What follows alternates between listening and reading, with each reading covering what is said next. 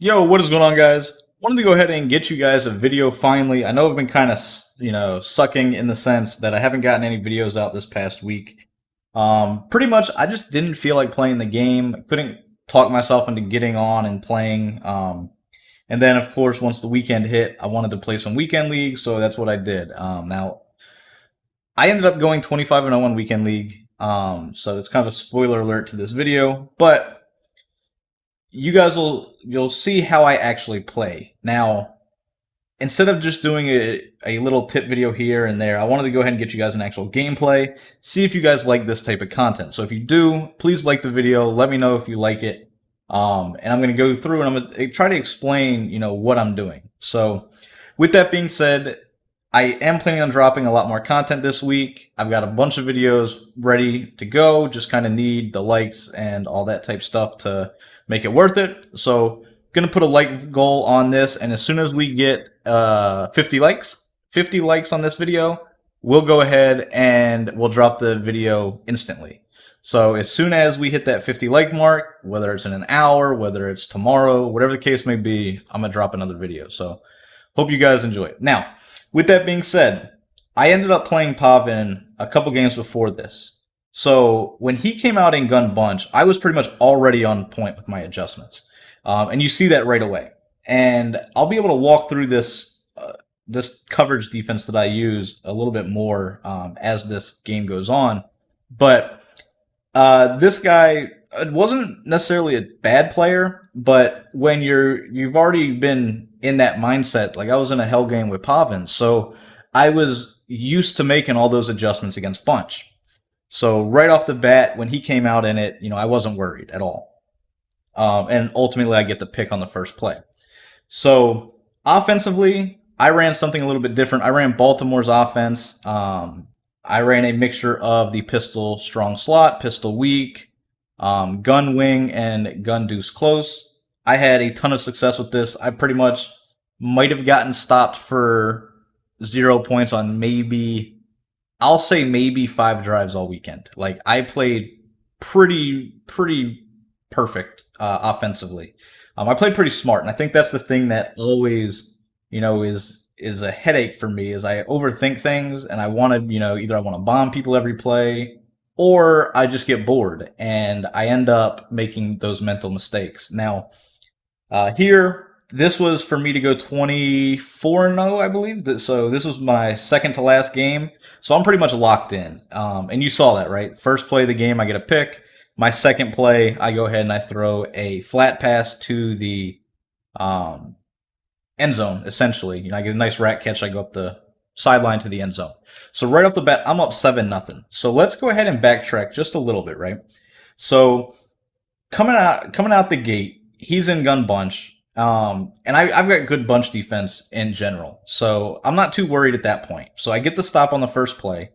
And then my offense, like I said, I haven't been getting stopped hardly at all. My offense is perfect against the meta run defenses. So the fact that I have a lead and I'm getting the ball back at half makes me feel like this game's already over. So defensively, I get to play a little bit more, aggressive, right? I get to try to bait him a little bit, but pay attention to what I did right there, because I do this throughout the course of this game pretty much over and over again. Is I'm flipping my play because I always want that slot receiver manned up, and I'll make my adjustments defensively around that. And there you saw he was able to roll out, throw the corner out, right? That's going to happen. That's the way it works in this game. But that was the same exact adjustment that he threw on the first play, and I got a pick on it. So you'll see that he's going to have to, mix it up, or he's going to have to basically get lucky every play, because that adjustment will stop it decently, right? It's not going to stop it every time, but it does do a good job. So once again, I have my formation on where my corner is on the wide side of the field, knowing that he's probably going to run the bunch to the wide side, and he does. He ran stick, and it kind of caught me off guard, right? So I noticed there he has stick in his play. Here is something I did just because I was trying to bait him, right? I'm trying to let him think that he's going to be able to throw this corner. I kind of bait over to it, and then I bait back to the post. And I should have got a pick right there. Unfortunately, I dropped it. But I didn't flip my formation there because I wanted him to see me running towards that corner with my user. And then that was going to allow him to think he was going to have the post over the top, which I was baiting. So that was what happened right there. Unfortunately, I didn't get the pick. Now, right here, I make a perfect adjustment to guard the backside post route. The adjustment that you want right there is you want a vert hook that is shaded over the top, and it will play those backside posts as long as there's no route going underneath it. So I knew right off the bat that I was going to be able to play that ISO receiver. Now, I thought he was going to be on a post route. It turned out he was on the deep end. Regardless, it's kind of in the same area of the field, right? So I was able to play that. He throws the backside route, and Fitzpatrick got the pick. So 2 stops. I'm basically able to just, control this game, right? Now, I'm mixing up my coverage is a little bit. I try to actually bomb him right here, and he kind of went back there and was there. Like, I might have been able to throw it and get it, but like I said, I've already got the lead. I get the ball back at half. I'm going to play safe from this point on. So I'm going to just run the ball a little bit. I'm going to, basically take my flat passes. I'm going to force him to make me make a mistake. And that's what I do really well out of this offense is I can control the pace of the game, whether it's, milking the clock, picking up the easy 3rd, 4th downs. Like, it's very difficult to stop this offense because I have the bombs, right? So I can bomb cover 3, cover 4, cover 2, man coverage. I can bomb everything. Now, I've also got a triple option and a jet touch pass. The power row is really good. And I can audible around, right? So I can go from this to I-form strong slot. I can go to pistol weak. All of them have their own unique little purpose. Now, I do make a mistake right here, and I audible to the jet touch pass. Now, it's something that I didn't want to do, mainly because what happens is the receivers kind of line up. If they're on the wide side of the field, they kind of come in a little bit. If they're on the short side of the field, they go out a little bit. But there's a tell. And what it does is it doesn't allow me to quick hike because then I can't audible back because those players move. So that was unfortunate. It actually made me have to burn a timeout right there. But it is what it is. Like I said, here I'm going with a wide receiver post type of setup. Now, he got pressure on the left-hand side, which was initially where I was trying to go with that ball. I needed to kind of roll out to the left so I could throw the crosser to the tight end. And I wasn't able to because of the pressure, so I didn't throw that. I tried to dump it down to the flats on the right, and unfortunately dropped the ball. I'm in field goal range though, right? So I'm not stressing it. At the worst, I'm going up 10-0 here. So here we go. I'm gonna go ahead. I had the wheel route open. I missed my read. I was trying to hit the post route. And to be fair, I don't know if it wasn't there or what the case actually was. But I didn't see it. So the wheel route was definitely open. I would have to rewind that back a little bit to see if the post was. But at that point, I just kind of, take the loss and, stay in field goal range, right? Just throw the ball away. 3rd and 10 here. I believe I'm going to go. I'm going to try to hit this corner out. So I've known he's been in cover 2 pretty much every play. So I'm trying to hit this deep corner to Ingram, and I have it. Now, the problem is I don't lowball. I just threw it to the sideline thinking I would be able to make the play on that. And because of the fact that I don't have post flag elite on my tight end, I wasn't able to get that ball. Now, like I said, I could have lowballed it and I could have gotten it in there, but something that I didn't do. So I end up having to settle for the field goal. I go up 10-0. We're going to be back on defense, right? So the defensive side of the ball, I'm feeling good, right? He's running gun bunch. I'm giving him basically nowhere to go with it. I'm taking away all of his routes. And like I said, I get the ball back at half. So if I get another stop, I feel like this game's over. I mean, truthfully, I think this game's already over at this point anyway. Just because, like I said, my offense is very, very effective at picking up first downs and chewing the clock. So we're going back on defense. Now, here I saw he came out of near close flex. So I'm thinking, well, hell, typical weekend league demon.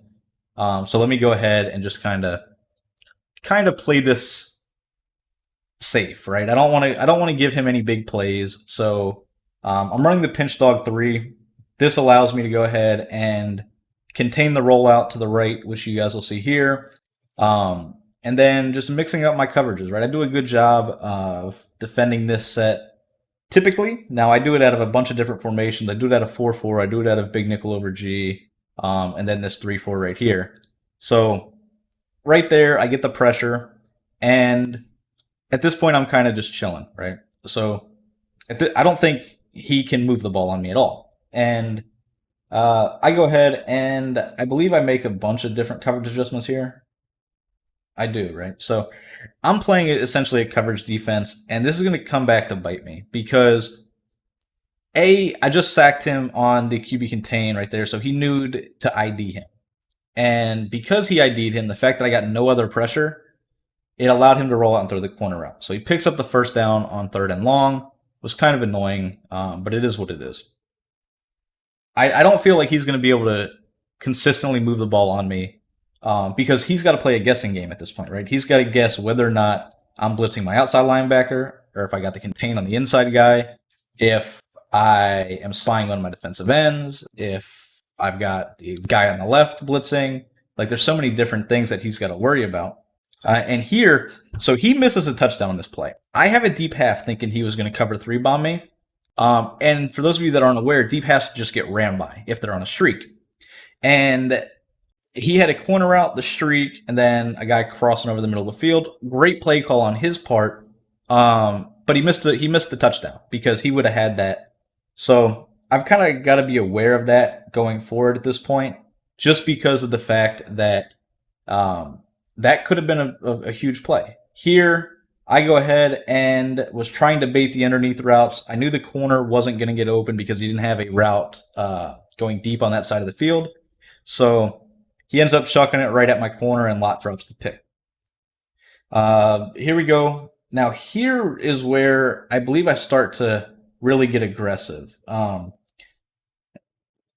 So defensively, you guys will see it might be one of these next couple plays, but I'm going to essentially sell out. So right there, he throws that wheel route. I think that was the first time he threw that route against me.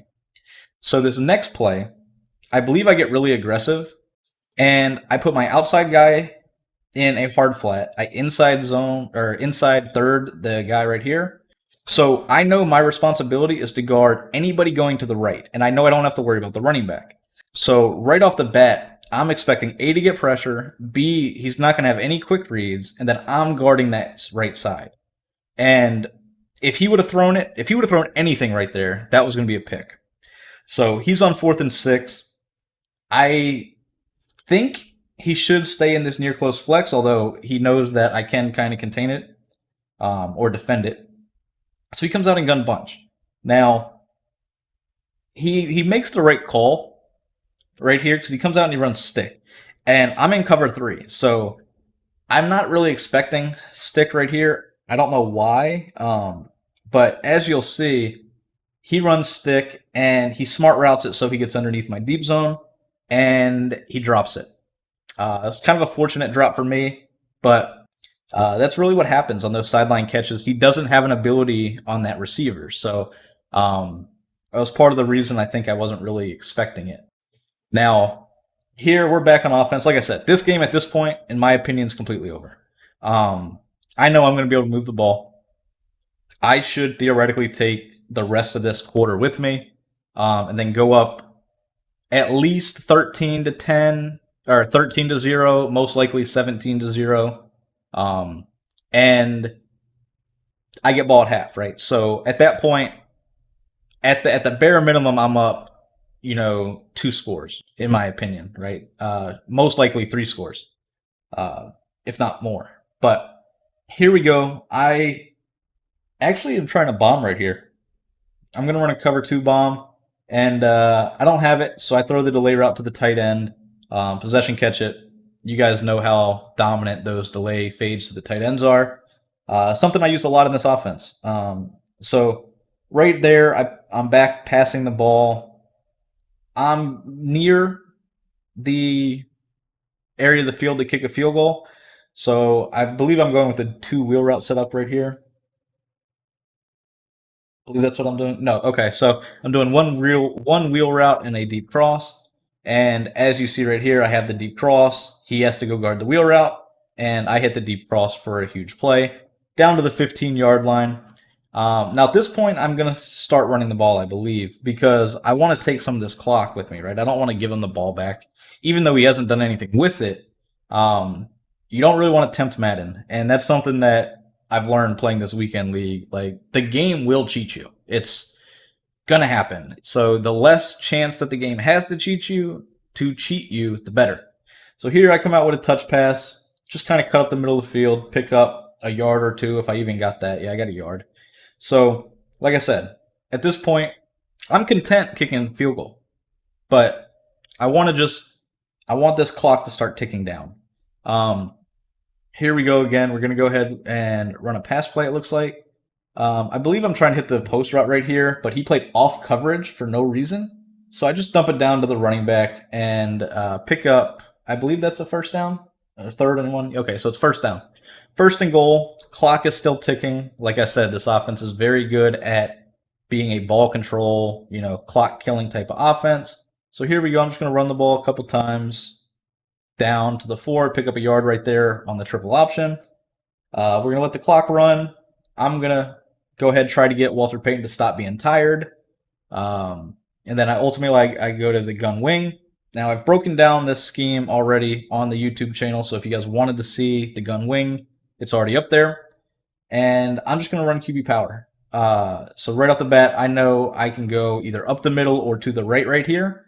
So I'm just going to let the clock run, and I believe I'm just going to cut it up off this right-hand side, which I do. Get perfect blocking, get into the end zone, and at that point, he knows the game's over, so he's going to bolt up on out of here. So, like I said, this was a really good gameplay in the sense that I was passing the ball pretty much. There's a lot of these games where I didn't have to pass at all. So those obviously aren't going to be the most entertaining for YouTube purposes, but hopefully you guys saw a couple of the little passing setups that I did use, and also how I was adjusting a little bit defensively, right? So you see, I'm 24-0 at this point. Ultimately, I end up at 25-0. If you guys want to see more gameplay videos for this, just let me know. I'll definitely make sure to drop them for you, and I hope you guys enjoy.